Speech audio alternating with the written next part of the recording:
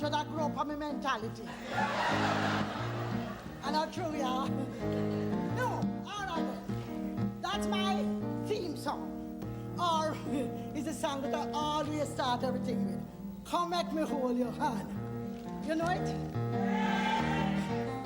You can't sing it? You don't want no fanky sing. All right, welcome back to Sunrise. So tomorrow, September 7, would mark the Right Honourable Dr. Louise Bennett Coverley's 105th birthday. Wow. And in celebration of this amazing Jamaican poet, folklorist, writer and educator, the Excelsior High School and the Excelsior Community College will be hosting a festival highlighting the massive contribution that Miss Lou has made to the Jamaican culture. So Chief Executive Officer of the Louise Bennett Coverley Festival, Professor Opal Palmer Adisa, joins us with the details. Good morning, Prof. How are you? Good morning. We are very excited. You know, Miss Lou, all of the things you've just said about her has been such an amazing part of our culture.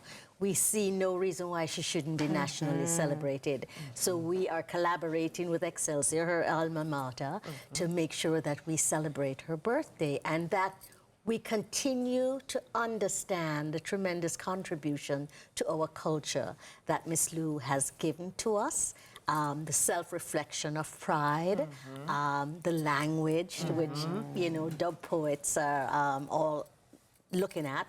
So this is a celebration for her. We will be having various schools. The Louise Bennett Primary School will be there. Amina Blackwood Meeks will be emceeing. We're going to be showing the Ring Ding documentary that I produced. And there will be a host of other performers. The Excelsior Community College Acting Guild will be also performing. There'll be speeches from the Minister of Culture, Gender, Entertainment and Sport, the Excelsior principal, and just a variety of other people. What say you, Prof, to the person who says, Lord, a long time something that no man, we always had to do this, we do now, we move forward in time. What do you say to that person about just why this is so important? Thank you.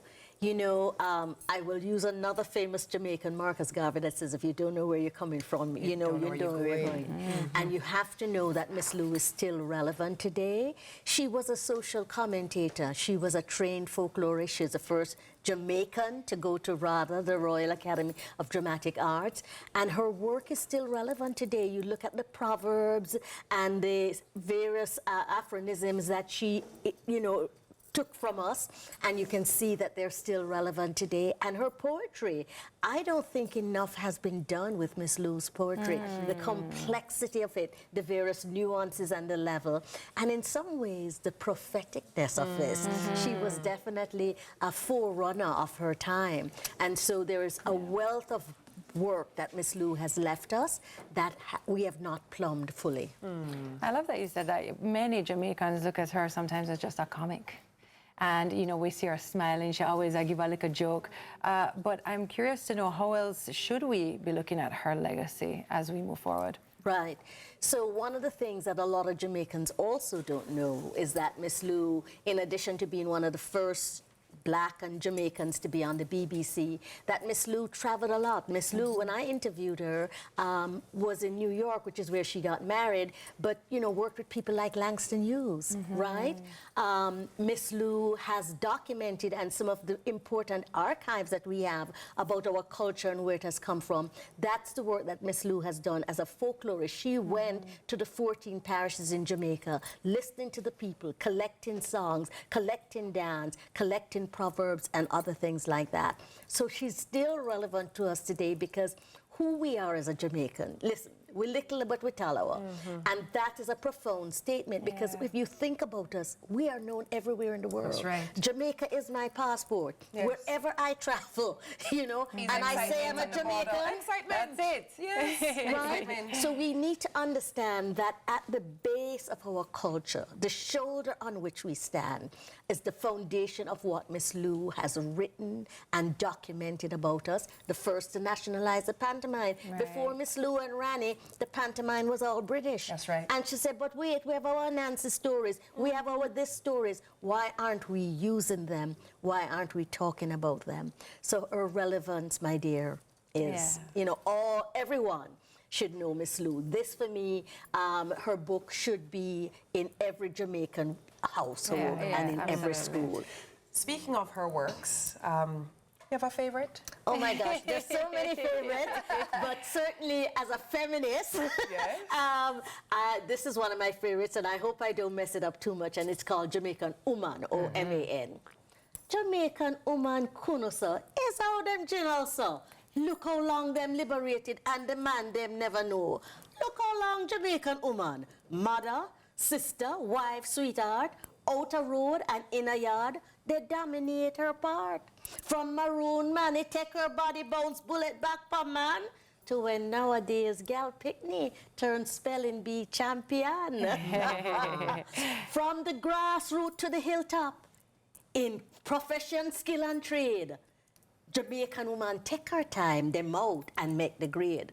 Some back a man a push, some beside man a holy man, some a lick sense in a man head, some a help him pan him plan.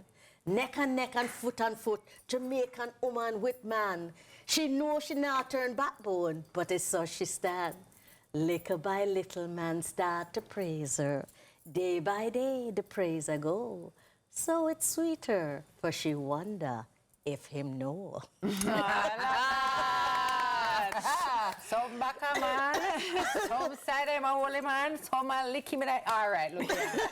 If that is not a Jamaican woman, that is right. So Miss Lou, you know, that poem was written, I think, in the 50s, before feminism, and she says that in one of the lines, one of the stanzas that I didn't read. So Miss Lou, you see how relevant it is. Jamaican women now are said to be the leaders in so many areas, right? And it's Miss Lou understanding us, in understanding our culture, understanding our ways. You know, that she could write a poem that I think is still relevant today. And as you said, a bit prophetic. Yes, exactly. We're still Janelle.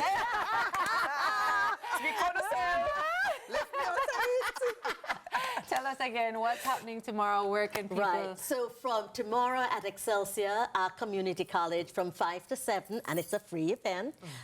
There will be a celebration for Miss Lou. We're going to have a big cake and we're going to cut it. And there will be entertainment and performance, and there will be also a lot of talk, speeches, not too much, but in between, there will be performance honoring Miss Lou. And of course, we're going to be singing some of her songs. This long time gal may never see you know. Yeah, love that. And we'll be showing the documentary Clap Yourself, Ring Ding. And so please come on out and celebrate with us and help us to continue to make sure we lift up the legacy of Miss Lou and honor all that she has contributed to our culture. Perfect, perfect. Our guest was Professor Opal Palmer Adisa, Chief Executive Officer of the Louise Bennett Coverley Festival. So it's time for another break, but first, performing the poem, Uriah Preach, is the talented Ruth Howard. Take it away, Ruth. For me family and up here, my daughter so they teach. And when rain fall or passing sick, my son Uriah Preach. Sunday gone, rain fall so till. Passing couldn't left him yard. People was in a church. So Uriah get way broad.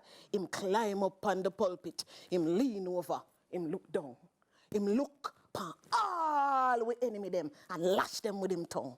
The first one him take on was Liza, who did tell the lie upon me.